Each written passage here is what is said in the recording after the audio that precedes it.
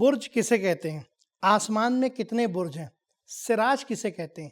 سراج اور سراج منیر میں کیا فرق ہے؟ آئیں جانتے ہیں آج کے ایپیسوڈ میں۔ اعوذ باللہ من الشیطان الرجیم، بسم اللہ الرحمن الرحیم۔ ناظرین السلام علیکم۔ تفسیر نور کے اس پروگرام میں آپ کو خوش آمدید کہتے ہیں۔ ناظرین، ہم سورہ فرقان کی تفسیر کو سن رہے تھے اور اب تک ہم نے 60 آیتوں کی مکمل تفسیر کو سن لیا ہے۔ آج ہم آیت نمبر 61 سے لے کر کے آیت نمبر 64 تک کی تفسیر کو سنیں گے۔ آیت نمبر 61 کی تفسیر کو جاننے کے لیے آئیں اس کی تلاوت اور ترجمے کو سنتے ہیں۔ كتاب أنزلناه إليك مبارك ليدبروا آياته وليتذكر أولو الألباب بسم الله الرحمن الرحيم تبارك الذي جعل في السماء بروجا وجعل فيها سراجا وقمرا منيرا۔ بڑا بابرکت ہے وہ خدا جس نے آسمان میں 12 برج بنائے اور ان میں سے ایک چراغ، سورج اور ایک چمکتا ہوا چاند بنایا۔ یہ تو تھی آیت نمبر 61 کی تلاوت اور ترجمہ۔ آپ دیکھتے ہیں کہ اس کے اندر نکات کون کون سے پائے جاتے ہیں۔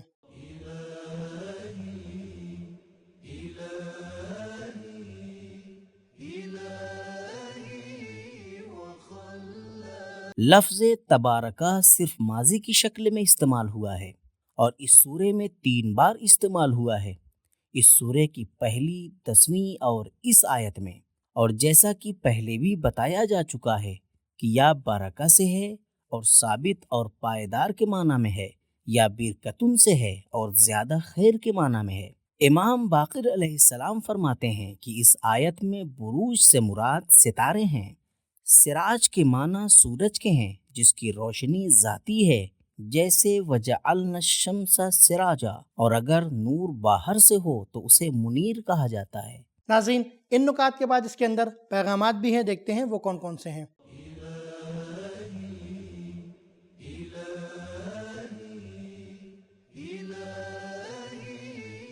پیغام: ستارے، سورج اور چاند کی خلقت خدا کی برکتوں کے جلوے ہیں۔ ناظرین، یہاں پر ہماری آیت نمبر 61 کی تفسیر مکمل ہو جاتی ہے۔ اب آیت نمبر 62 کی تفسیر کو جاننے کے لیے آئیں اس کی تلاوت اور ترجمے کو سنتے ہیں۔ وهو الذي جعل الليل والنهار خلفة لمن أراد أن يذكر أو أراد شكورا۔ اور وہ وہی ہے جس نے رات اور دن کو ایک دوسرے کا جانشین بنایا ہے، اس شخص کے لیے جو نصیحت حاصل کرنا چاہے یا شکر ادا کرنا چاہے۔ ناظرین، یہ تو تھی آیت نمبر 62 کی تلاوت اور ترجمہ۔ آپ دیکھتے ہیں کہ اس کے اندر نکات کون کون سے پائے جاتے ہیں۔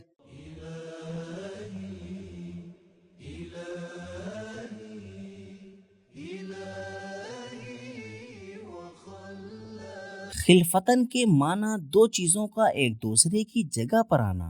امام صادق علیہ السلام نے فرمایا، اگر نافلہ شب چھوٹ جائے تو اسے دن میں پڑھ سکتے ہو۔ پھر امام علیہ السلام نے اس آیت کی تلاوت کی، وَهُوَ الَّذِي جَعَلَ اللَّيْلَ وَالنَّهَارَ۔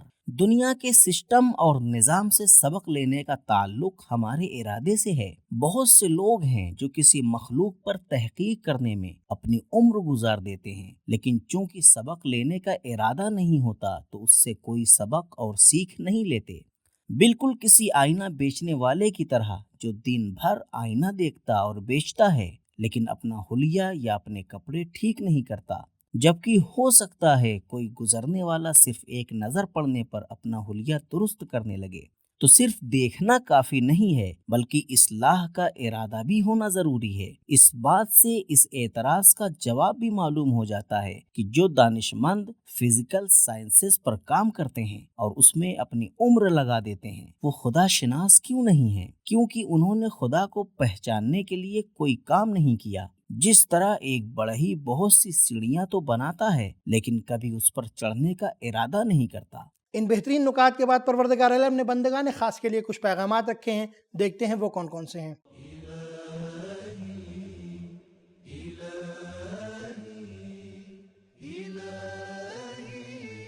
پیغام نمبر 1، انسان کا ارادہ اور اس کی چاہ اس کی ترقی کا زینہ ہے۔ نمبر 2، انسان ایک ایسی مخلوق ہے جس کو اختیار حاصل ہے۔ نمبر 3، انسان کی فطرت ایسی ہے کہ یاد دلانے سے جاگتا ہے، یا ذکرہ یاد دہانی یعنی انسان بات جانتا ہے لیکن بھول گیا ہے۔ نمبر 4، پہچان کے لیے بھی ارادے کی ضرورت ہے اور عمل اور شکر کے لیے بھی ارادہ کی تکرار ہوئی ہے۔ نمبر 5، دن اور رات ایسی نعمتیں ہیں جو شکر کے لائق ہیں، ارادہ شکورا۔ نمبر 6، خدا کی یاد اسی وقت اہمیت رکھتی ہے جب علم اور بصیرت کی بنیاد پر ہو۔ ناظرین، یہاں پر ہماری آیت نمبر 62 کی تفسیر مکمل ہو جاتی ہے۔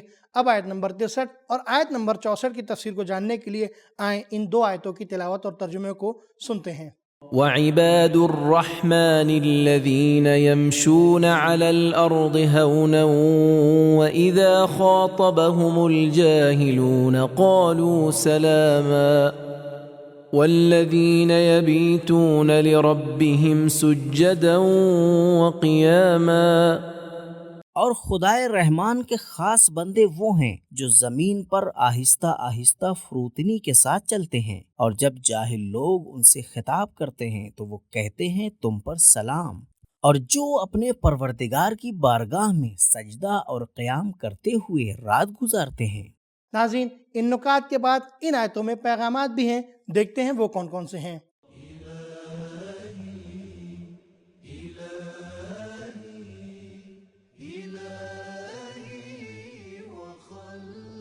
اس آیت میں اللہ کے خاص بندوں عباد الرحمن کی 12 خصوصیتیں بیان کی گئی ہیں، جن میں کچھ اعتقادی، کچھ اخلاقی اور کچھ اجتماعی ہیں۔ مشی یعنی زمین پر آہستہ چلنا، شاید اس سے مراد صرف راستہ چلنے کا انداز نہ ہو بلکہ زندگی کے امور میں میانہ روی کا انداز اپنانا بھی مراد ہو۔ ہون کے معنی تواضع، مدارہ اور نرمی کے ہیں، اور سکینہ اور وقار بھی مراد ہے۔ امام صادق علیہ السلام فرماتے ہیں کہ ہونن یعنی فطرت کے اعتبار سے زندگی گزارنا، یعنی اللہ کے بندے خود کو تکلیف، پریشانی اور تھکن میں گرفتار نہیں کرتے۔ یہاں سلام سے مراد بیہودہ باتوں کو خدا حافظ کہہ کر صلح آمیز سلوک ہے، جیسا کہ جناب ابراہیم علیہ السلام کے سلسلے میں ہم پڑھتے ہیں کہ جب ان کے چچا نے ان سے کہا کہ مجھ سے دور ہو جاؤ تو جناب ابراہیم علیہ السلام نے فرمایا سلام علیک ساستغفر لک، یعنی خدا حافظ، میں جلد ہی خدا سے آپ کی مغفرت کی دعا کروں گا۔ بیتوتا یعنی شب بیداری کرنا۔ حضرت علی علیہ السلام متقی لوگوں کے سلسلے میں فرماتے ہیں اما اللیل فصافون اقدامہم، وہ راتوں میں عبادت اور شب بیداری میں مشغول رہتے ہیں، وہ راتوں کو عبادت گزار اور دن کے شیر ہیں۔ ناظرین، یہ تو تھے ان دو آیتوں کی تلاوت اور ترجمہ۔ اب دیکھتے ہیں کہ اس کے اندر نکات کون کون سے پائے جاتے ہیں۔